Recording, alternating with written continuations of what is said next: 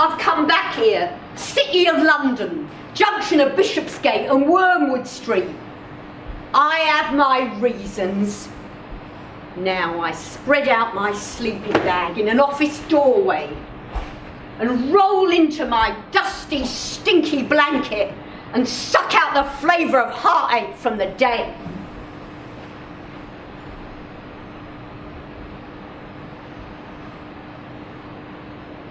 Melissa and I, we only ever had eyes for one another. We'd been together several years. There we were in our comfortable universe with nothing to assail us. People used to call us the Golden Girls. We had the three-piece suite, flat screen placed in front of it, just so. We watched TV, night after night, no change. Days and evenings slid tight together, held. We in our fixed positions. A little table stood between the sofa and the left-hand armchair. Here were the plates for snacking finger foods, crisps, pastries, chocolate whirls. We consumed them on a nightly basis. Here were the tumblers and the coffee mugs, which held the liquids to wash down what we'd eaten. Our lives were in perfect order, stylised and set. There's a sense of security in inhabiting a totally certain world. It can soothe. You're pinned there, you know you can't move, but it's more than that. Because why would you want to? Well, this was the way I lived my life with Melissa.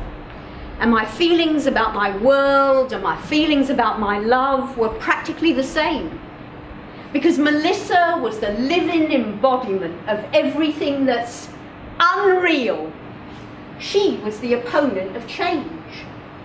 You couldn't move a chair one way or a table another, even slightly, unless you wanted to make her nervous, wanted to make her mad. And despite my better judgment, I couldn't help but wonder what would happen if I were to rearrange the furniture in the room. Because I've always held that to be at one with change is a necessary thing, a positive thing even.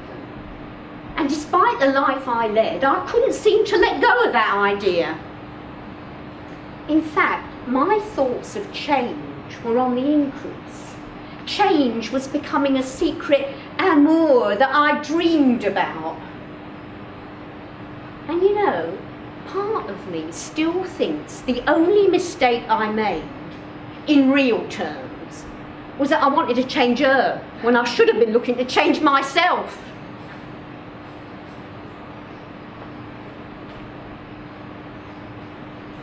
Everything's fine, Leanne. You can close your eyes, you can relax, Melissa would say of an evening as we sat together on the two-seater sofa, purple striped. Her reaching out for the crisps, me in the cuddle of her other arm.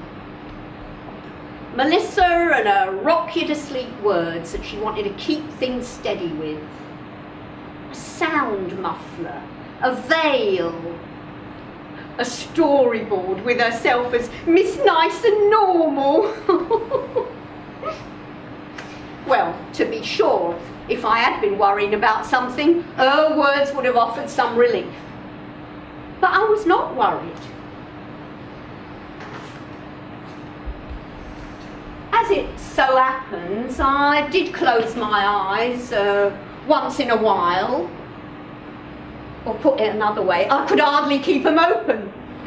Because in truth, the two of us could nod off at any time with a sense of security. Because our TV world would still be happening when we woke. We lived our lives by proxy, aping the antics of the TV humans. A pair of double-gangers reclining in the shadow of the screen.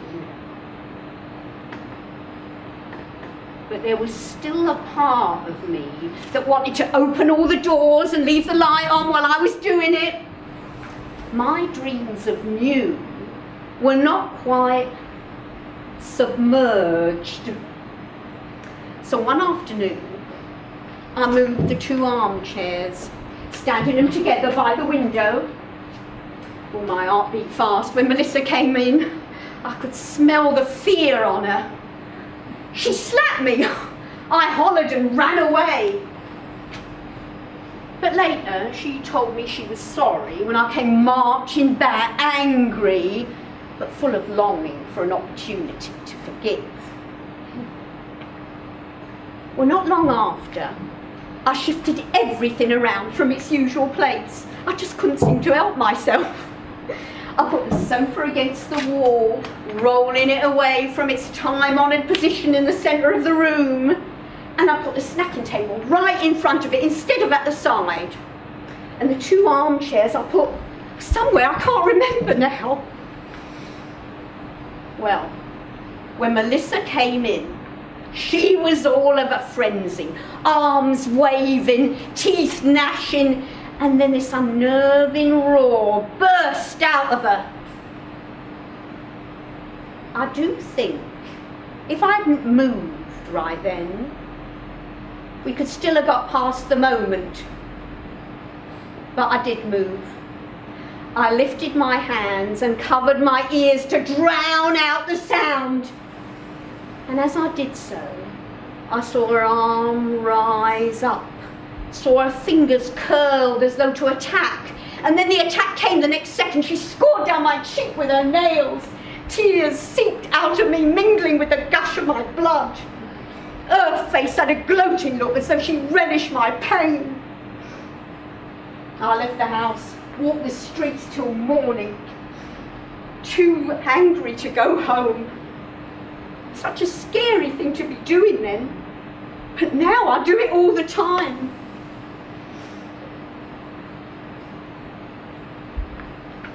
I sat for hours in this cafe near Liverpool Street Station, too weak to give up absolutely everything in just one flash.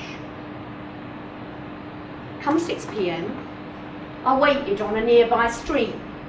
Melissa would have left work by then and be going home. All as usual, I had little doubt. But when she did come on to view, I thought how she seemed like someone in a trance, kind of trailing along by the curb. At last she saw me, lunged forward, uttered a cry. She fell in the road, got hit by a car, lay dying as we waited for the ambulance. Look out, the real may be right around the corner, Melissa's eyes said, her face bearing the hallmark of shock horror at the realisation.